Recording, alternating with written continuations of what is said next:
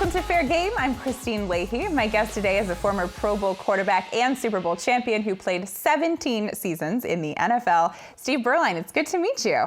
It is great to meet you. I'm glad to be in the hot seat, so to speak. You know, it's not really a hot seat, though. Like, that's not how the show runs. We're just cool, so don't feel like you have to hold anything back. I will not hold back. All the truth right here. You had a very long NFL career. You played for 17 seasons. Yes. You had 19 surgeries. I did. Over that time. I did. That's insane. Yeah. Do you remember every single one of them? I could sit down and think about it and go through it. I've had to do it before because, you know, when you retire from the NFL, you go through the whole workers' comp process and you've got to be able to itemize all the different things that happen. So I've done it before and I could think my way through it for sure, but it was a lot of time under the knife. And I've had 2 since, so I'm now at 21. I've had both hips replaced. What? So, but I'm doing great now. Does anesthesia even work on you, or are you immune to it now? I wouldn't even know how to answer that question. It's just like autopilot when I walk in there. Yeah. They hook you up, and next thing you know, you wake up and you're hopefully feeling better. But I do feel great now. I'm really, really lucky that I never had a knee blown out. I never had the ACL. I had a bunch of shoulder reconstructions and fingers. I got messed up pinkies.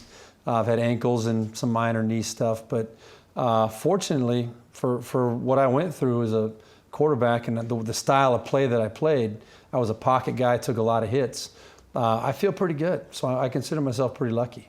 I wanted to get your thoughts on the recent draft. Do you think that the Cardinals made a mistake when they traded Josh Rosen and then drafted Kyler Murray? You know, that's going to be something that's going to play itself out. Now, I personally, if I were in the shoes of that general manager, I would have said, I'm gonna stick with Rosen. I think you go with what your gut was the year before. This guy's a guy that is a prototype kind of a passer. He's got the height, he's got the arm strength, he's got the ability to make all the plays that is proven over time you have to be able to make as a quarterback in the NFL to win a Super Bowl. You've got to do it from the pocket.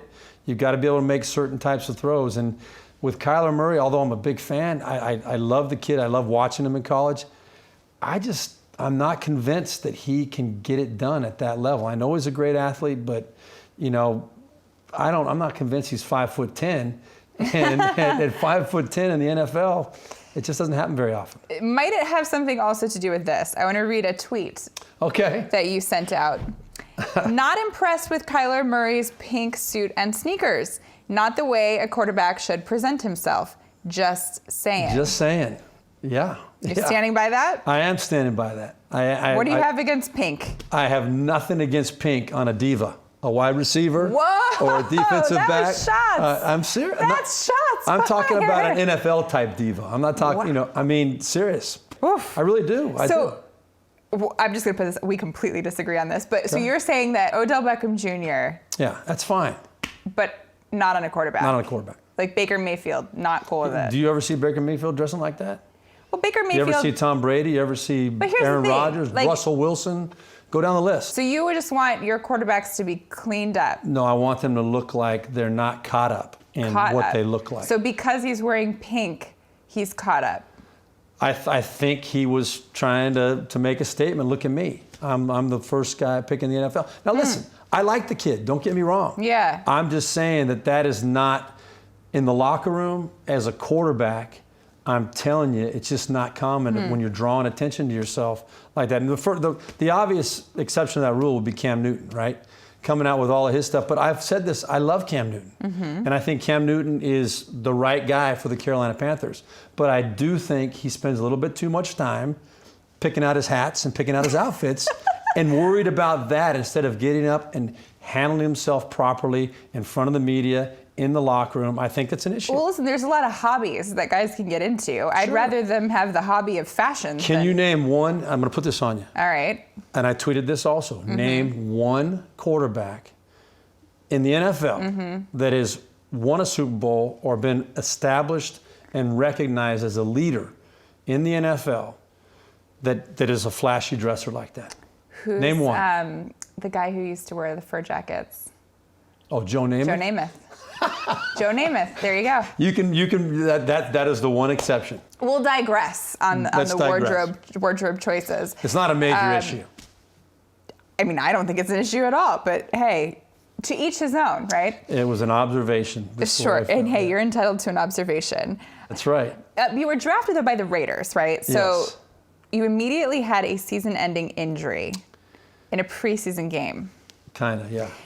Yes. So I'm told that there is a story here that we actually don't know, and that you didn't actually have a season-ending injury. Well, you got to understand now, and I think it still happens to this day to a certain extent. You know, it's a business, and we all know that. We recognize that. Back in those days, I think it was more prevalent because the rules were a little bit. You could be a little bit more, I guess, generous with your interpretation of the rules. So I was told the day that I actually got hurt in a preseason game, I think it was the third preseason game of the 1987 season, the Raiders told me that I was going to get hurt that day.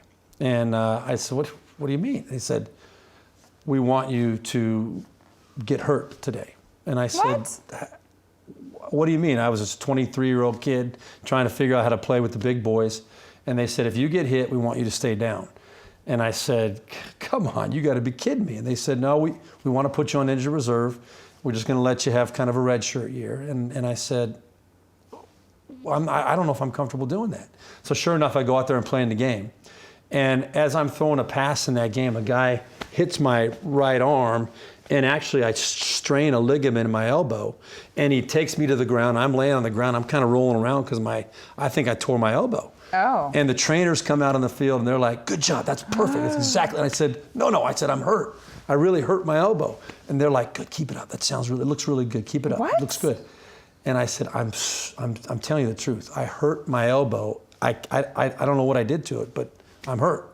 So sure enough, I go off the field, and I had an injury that would have been like a 2 or 3 week type of an injury, but the Raiders were able to put me on injured reserve back in the day. Now, this is back 30 years ago.